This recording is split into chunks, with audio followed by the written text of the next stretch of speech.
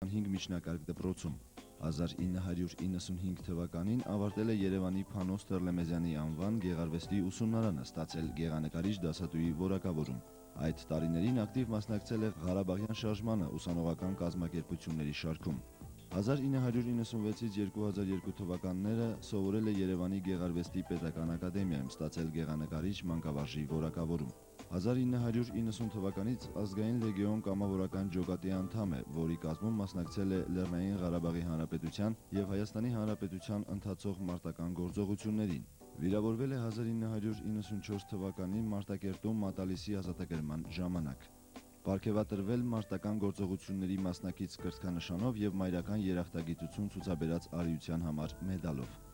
Մասնակցել է մի շարք հանրապետական եւ միջազգային ցուցահանդեսների, արվեստում ներկայացնում է նորահայտ ուղղություն, որը առաջ է քաշում աշխարհճանաչողությունը ռազմական մշակույթի միջոցով եւ կոչվում է ռազմական գեղարվեստ (Military Art)։